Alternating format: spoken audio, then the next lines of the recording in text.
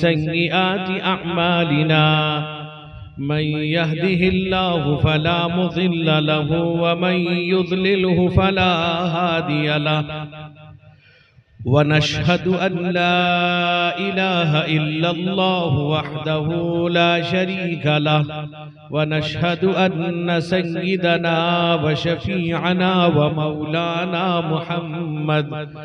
मौलाना Muhammadan अब्दुहु व रसूलुहु अरसलहु bill हक़्क़ि बशीरन व नज़ीरा व दाइयन इलल्लाहि बिइज़्निहि व सिराजम मुनीरा सल्लल्लाहु तआला अलैहि व अला आलिहि व अस्हाबिहि व सल्लम तस्लीमन कसीरन कसीरा।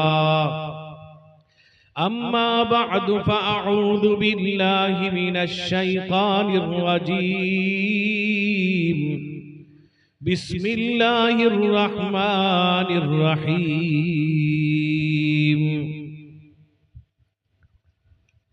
या अय्युहल्लज़ीना आमनू तूबू इलल्लाहि तौबतन नसूहा असा रब्बुकुम अन युकफ्फिर अन्कुम सय्यिआतिकुम व युदखिलकुम जन्नातिन तजरी मिन तहतिहल अन्हार। अन अनस इब्न मालिक रज़ियल्लाहु तआला अन्हु क़ाल रसूलुल्लाहि सल्लल्लाहु अलैहि वसल्लम कुल्लु बनी आदम खत्ताऊन व खैरुल खत्ताईन अत्तव्वाबून। रवाहु तिर्मिज़ी व इब्नु माजाह औ कमा क़ाल अलैहि सलातु वस्सलाम। उलमा-ए किराम, मुअज़्ज़ज़ हाज़रीन, मेरे बुजुर्गों, भाइयों, जवानों, काबिल कदर मेरी माएँ और बहनें, अभी आपने मरकज़ुल उलूम के दो मायनाज़ उस्ताद, सबसे पहले मुक़र्रिर शोलाबार वाइद खुश इल्हान हजरत मौलाना मुफ्ती अब्दुल अलीम साहब झारखंड, उस्ताद जामिया इस्लामिया मरकज़ुल उलूम सोंगड़ा का वलवला अंगेज खिताब आपने समात किया है। उसके बाद अजीज मुकर्रम हजरत मौलाना हिफ्जुर रहमान साहब कासमी, उस्ताद हदीस जामिया इस्लामिया मरकज़ुल उलूम सोंगड़ा का भी मुदल्लल खिताब समात किया है। मैं मुख्तसर आपके सामने हो थोड़ी देर के लिए चंद बातें जिनका जानना इंतहाई जरूरी है और उसको हमें गौर से सुनना चाहिए, अमल करना चाहिए। आम तौर पर हम दीनी मजलिस को रस्म बना देते हैं, हालांकि एक ऐसी मजलिस है जिसका अदब एहतराम, जिसकी कद्र व मंजिलत हमें करनी चाहिए, हमारे दिलों में होनी चाहिए। और हमने इस मजलिस को दुनियावी मजलिस की तरह आए बैठे उठे चले गए इस तरह से कर दिया है। एक बात याद रखें कि अगर कोई दुनिया से जाता है तो अपने जाने वाला अपने पीछे जिंदों को छोड़ जाता है और उनका मोहताज रहता है। मतलब ये है कि अगर ये जिंदे उसके लिए अपनी जबान से कोई कलिमात, कुरान पाक की तिलावत या नफिल नमाजें, नफिल रोजे, सदका व खैरात व अताया व हदाया, इस तरह से दीनी मुज़ाकरे मशवरे मजलिस मकसद ये होता है कि अपने मरहूम को सवाब पहुंचाना है। हम लोगों ने ये समझा है अगर कोई मरा है तो जरूरी हम जलसा करना है, उसके बाद खत्म। या जैसे बहुत से लोग अब कोई मरता है तो या कहते हैं तीजा, दसवां, 20वां, घिसवां भी एक जगह का नाम है, और उसके बाद 40वां।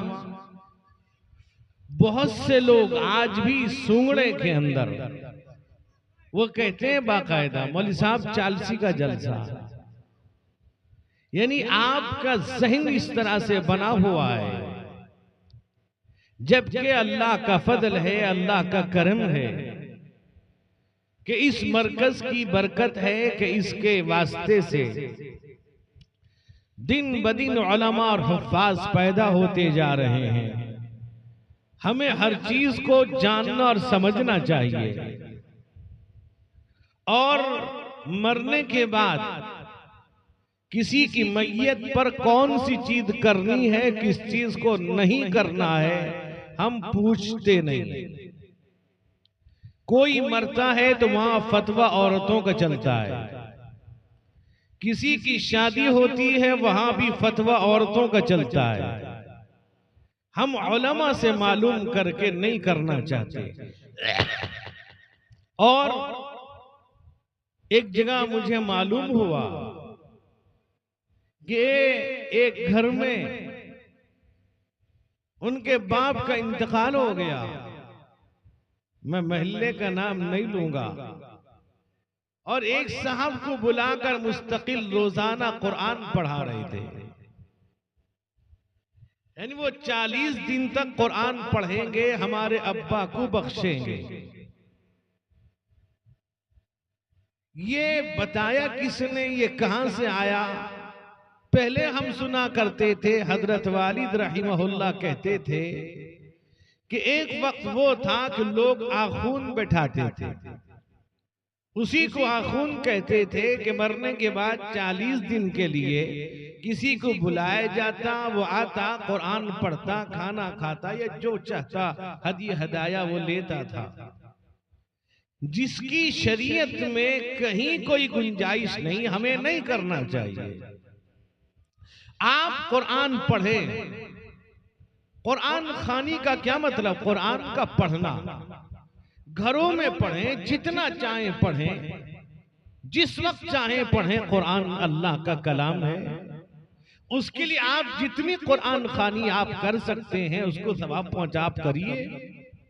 लेकिन रस्म बना लेना और कहीं से भाड़े में ला करके पढ़ाना, यानी जो हमने तरीका बना लिया है, यदि से मुरब्बजा कुरान खानी कह दीजिए, इसको हमें समझना चाहिए कि इसकी इजाजत है कि नहीं है। अब यह है कि बहुत से लोग हैं जो हाफिज कुरान है, किसी ने बुला दिया वो पढ़ देते हैं, उनको मालूम नहीं हाफिज कुरान का क्या मतलब है। उसने कुरान को याद कर लिया है, हिफ्ज कर लिया है। जब तक वो आलिम नहीं बना है, कुरान नहीं जानता, वो कुरान के माने मतलब आपको नहीं बता सकता, कुरान की सही तफसीर आपको नहीं बतला सकता, वो हाफिज है। वो हाफिज कुरान सिर्फ है, आलिम नहीं है। हालांकि उस हाफिज कुरान को समझना चाहिए कि अगर अल्लाह ने मुझे हाफिज बनाया है तो मुझे इंतहाई जरूरी है कि मैं आलिम बनूं।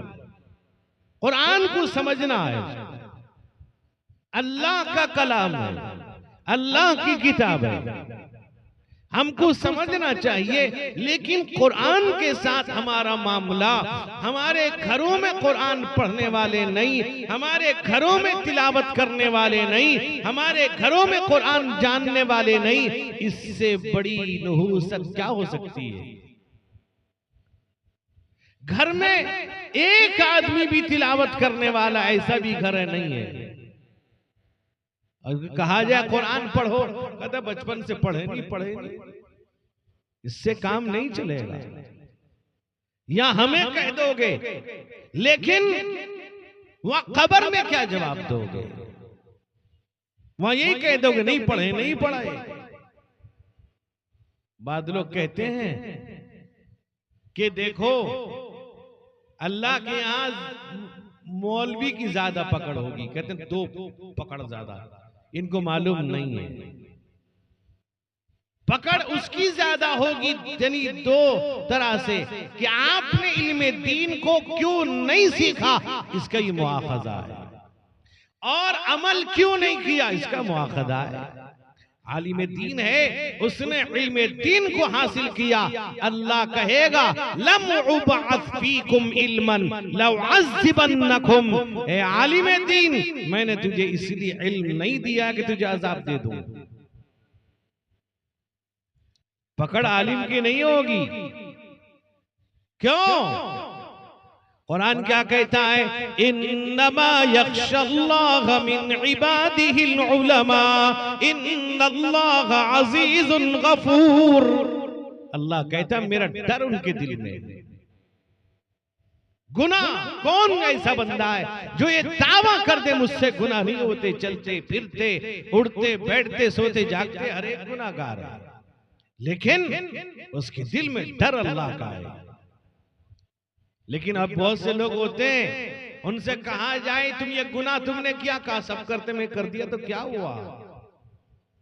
लेकिन एक आलिम दीन है, अगर उसने इल्मे दीन को हासिल किया है, अगर उससे कोई गुनाह सरजद हो जाए या चूक हो जाए, उसका ज़मीर उसे मलामत करता है, उसके दिल में अल्लाह का डर खौफ पैदा होता है, फौरन कोशिश करता है तौबे की, नेकी करने की, ताकि गुनाह धुल जाए।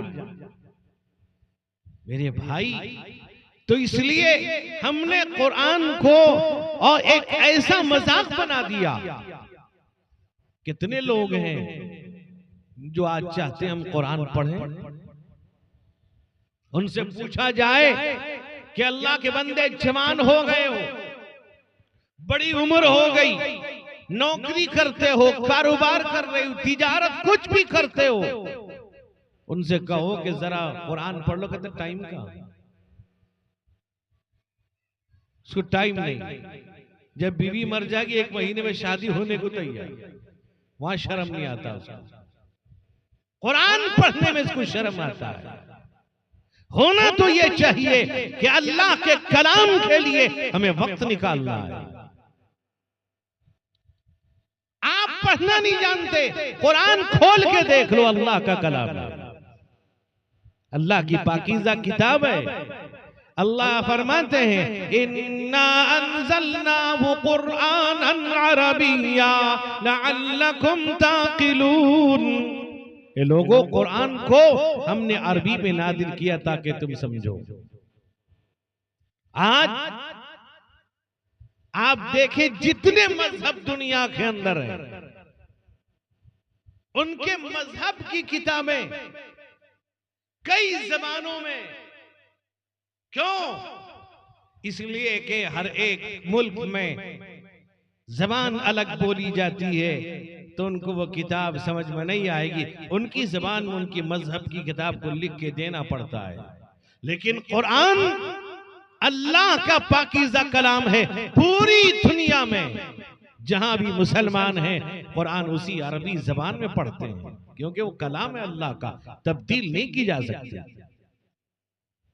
आप कुरान पाक का ट्रांसलेट कर सकते हैं, अंग्रेजी में, उड़िया में, हिंदी में, किसी भी जबान में आप उसका तर्जमा तफसीर कर सकते हैं, लेकिन कुरान के उस हर्फ को बदल नहीं सकते आप। अरबी में पढ़ना होगा। क्यों? कलाम अल्लाह का है, उसमें कोई तब्दीली नहीं की जा सकती। पूरी दुनिया में लोग पढ़ते हैं। अल्लाह के नबी ने फरमाया इन्नल्लज़ी लैसा फी जौफिही शैउम मिनल कुरआन कल बैतिल खरीब। वो आदमी जिसके पेट में, जिसके सीने में कुरान नहीं, उसका घर वीरान घर की तरह वो आदमी है। जिस घर में तिलावत नहीं वो घर वीरान है। अल्लाह का कलाम पढ़ा नहीं जा रहा। लेकिन हमें उम्मत मोहम्मदिया, अल्लाह ने हमें बगैर किसी मेहनत के तकलीफ के अल्लाह ने ईमान दिया और मोहम्मद मुस्तफा सल्लल्लाहु अलैहि वसल्लम की उम्मत में पैदा किया। लेकिन आज वही उम्मत कुरान से दूर है। अल्लाह क्या कहते हैं? अल्लाह फरमाते हैं इन्न फी ज़ालिका लज़िक्रा लिमन काना लहू क़ल्बुन औ अलक़ा अस्समअ व हुवा शहीद।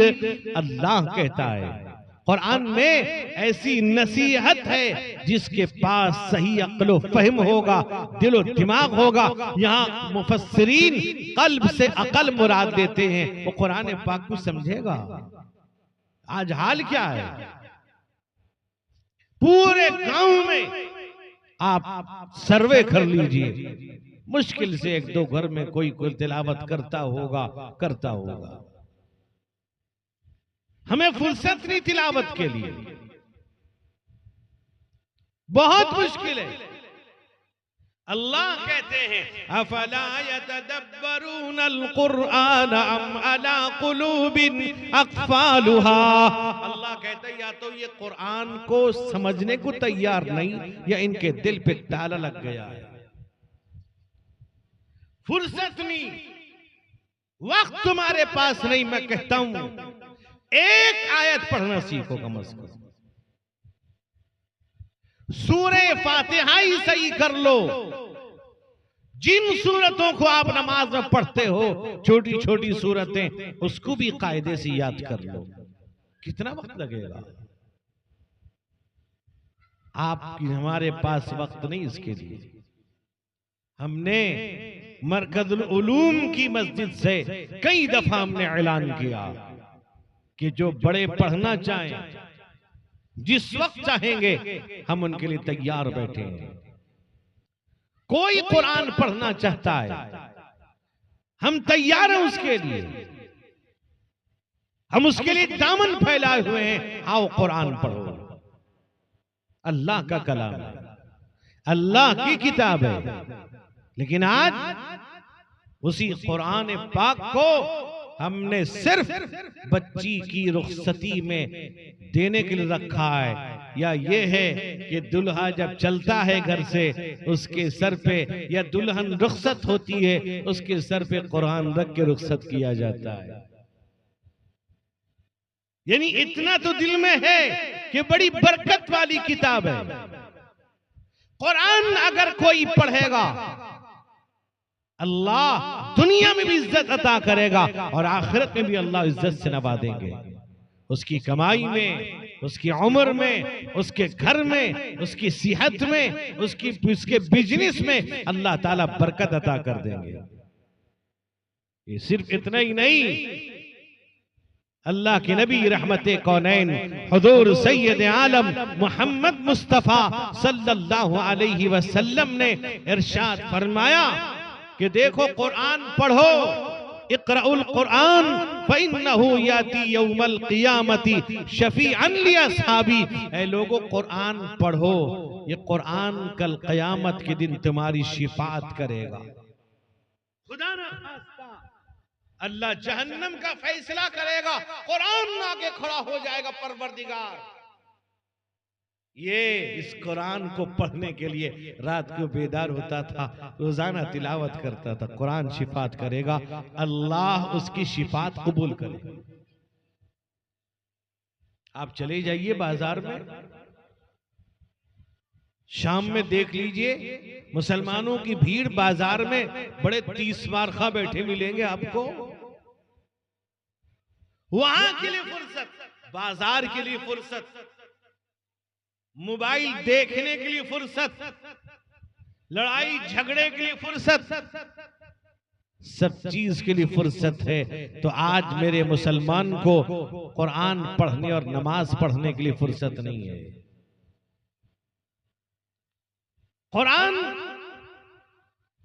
अल्लाह फरमाते हैं कुरान के बारे में अल्लाह फरमाते इन्ना नहनु नज़्ज़लना ज़िक्र व इन्ना लहू लहाफ़िज़ून। ए लोगों, कुरान हमने नाज़िल किया, हिफाजत भी हम करेंगे। आज आप बतलाएं, दुनिया में जितने मजहब हैं उनकी किताबों में तब्दीलियां हो गई,